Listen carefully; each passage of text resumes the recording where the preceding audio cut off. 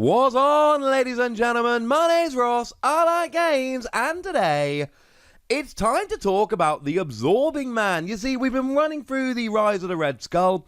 I've done my review of the box overall. Spoiler alert, it's amazing. Buy it as fast as you possibly can. But I thought, let's go through all the villains. And when we've already had a look at Crossbones, so I thought, well, you know what? Absorbing Man's next up. Let's look at Absorbing Man. And if you want the too long didn't read, or watch in this case, version of it, we've got a really interesting villain that I do not think ever lives up to what it could have been. Let's have a look, shall we? So if we start off with Absorbing Man, all three stages have the same basic skill, whereby you gain the trait of each environment in play. I know, bit weird, bit different, we've not seen that on anything else. It carries on Marvel Champion's rich tradition of introducing cool stuff every single villain, being a little bit different to the ones that came before, which is awesome. In terms of stats, there's nothing too special. We got Scheme of 1 in Stage 1 going up to 2 for Stage 2 and 3, an Attack of 2 in Stage 1 and 2 going up to 3 in Stage 3, which is fine, but none of that is terrifying. And then the hit points go 14, 15, 16, again nothing particularly huge or terrifying there. But what we have is a series of environments. So we've got Dense Forest, which gives you wood. And then this is an environment. There's a forced response. After Absorbing Man makes an undefended attack against you, you take 1 indirect damage. 2 if there are 5 or more delay counters on the main scheme. So essentially, it is something that sits in play and hurts you a little bit. Although if you defend with an ally, etc., you'll be fine. Wait a second, what's a delay counter? Well, we've got 1 scheme here, None Shall Pass, and on the A side it tells you as you're setting up to discard cards until you find an environment and put it into play. And then on side B, we've got 2 scheme to start with, going up by 1 per player every turn. 12 per player will signal victory for Absorbing Man, defeat for you. And after step 1 of the villain phase, that's where you place the threat on the main scheme, you add a delay counter. So essentially, once you hit turn 5 of the villain, that's when things start going wrong. So essentially, what you really need to do here is try and defeat Absorbing Man in 4 turns or less. You don't have to, but once you hit turn 5, things start going a little bit wrong, which is actually really cool. It means if you play on expert mode, where it does generally take a little bit longer to actually, well, to beat the villains, that it does get interesting because it not only means you got to take longer, but then the villain starts coming in with all the extra tricks. It does end up being a lot more relevant and interesting in expert mode, where trying to beat the villain in 4 turns isn't necessarily a viable tactic, shall we say. So one good saying, I'm going to beat the villain in 5 turns, but it's not always actually possible to do so. So what we've then got is a bunch of the other environments, although it does say on None Shall Pass, you cannot have more than 1 of these in play at a time. When one environment comes in, the other gets thrown away. So we've got Snowy Hillside, which gives you ice, and after Absorbing Man makes an undefended attack, you place 1 threat on the main scheme, but 2 if you've hit 5 delay counters. Rocky Outcrop, which gives you stone, and after Absorbing Man makes an undefended attack against you, you heal 1 damage from him.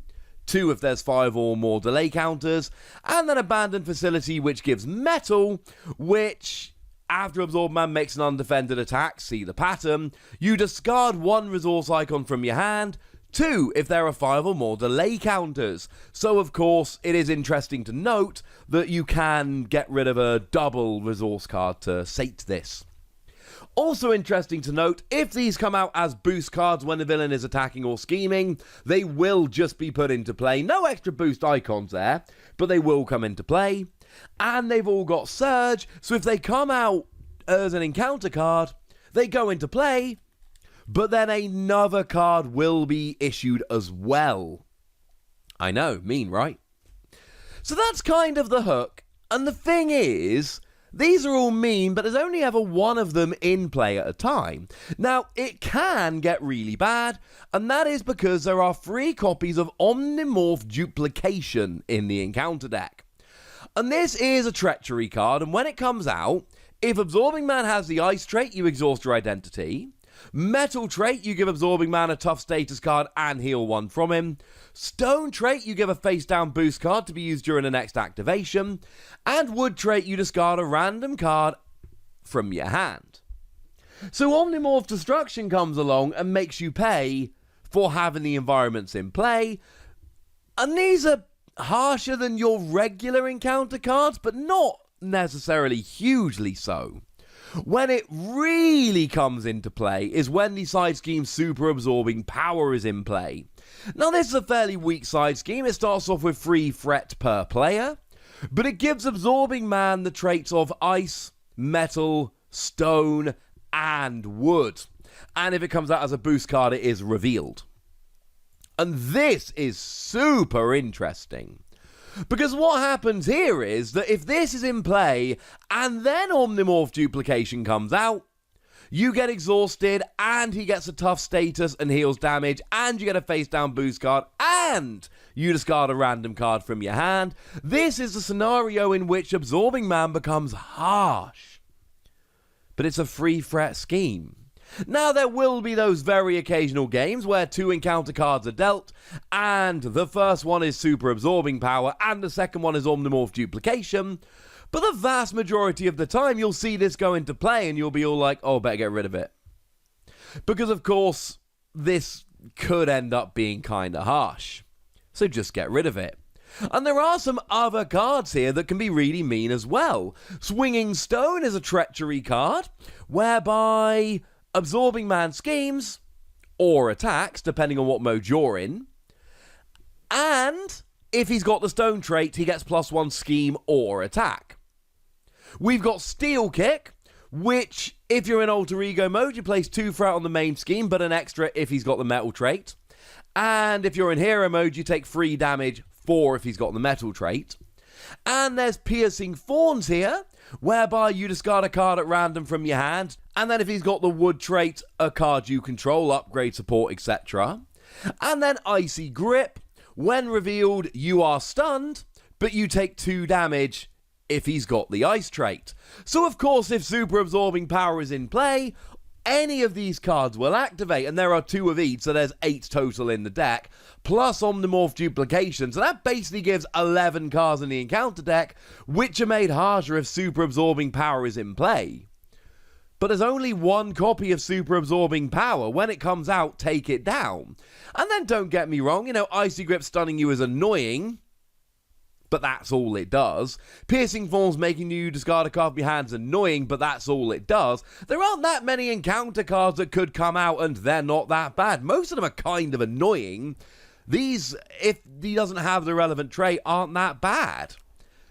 And if you're only giving traits through the environments, let's face it, you're talking a 1 in 4 chance that one of these encounter cards coming out is actually going to have the extra boost. So it really isn't that bad. Now, there is one other side scheme here. It is Avalanche. There are 2 copies of this. It's got an acceleration token, so an extra scheme goes on every turn.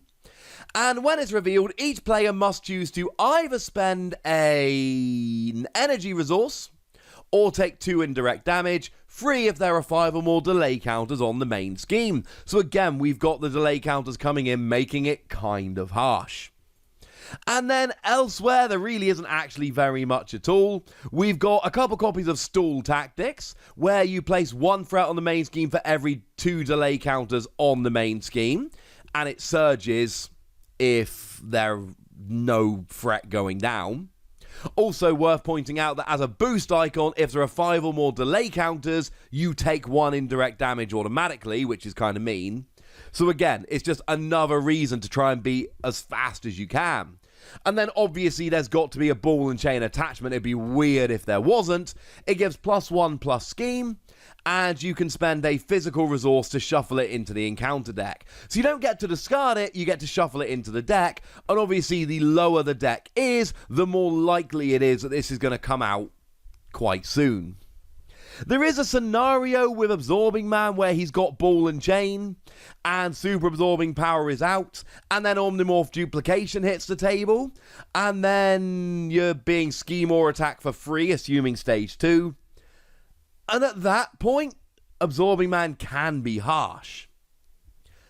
But if you beat him in the first few turns, then you're not going to be really hurt by those delay counters. And most of the time, Super Absorbing Power can be taken out the turn it hits the field. Or, at the first opportunity. And actually, I find that a lot of the time, it's not one of the harder villains. It's one of the more straightforward villains. And you can, a lot of the time, beat in the first couple of turns.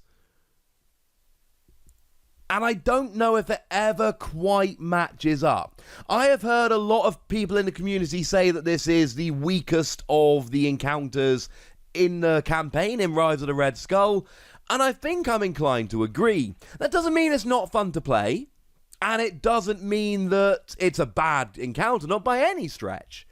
But it is to say that it is probably the weakest one in the Rise of the Red Skull box. What I would say is, if you whack this up to Expert and maybe even play on Heroic so you're getting extra encounter cards every turn, the combos Absorbing Man can pull off can be super harsh, and I think that's when you might be facing down one of these encounters that really could come and hurt you. But as always, ladies and gentlemen, I'd like to know what you think about this. I'd like to know your experiences, shall we say, of playing with this and your thoughts seeing the cards if you haven't had a chance to play so far. So let me know in the comment section. Go nuts! Be nice! And then make sure you like this video, subscribe to this channel, and follow me on Twitter at the Wossy. That's where we talk Marvel Champions and other card games. And please do consider checking out patreon.com/PTCGradio, where you can support the channel, get some bonus podcasts, and all kinds of fun things. But by far the most important thing, as always, look after yourselves till next time, would ya? Thank you very much for watching. My name's Ross, and you've been watching Wossy Plays.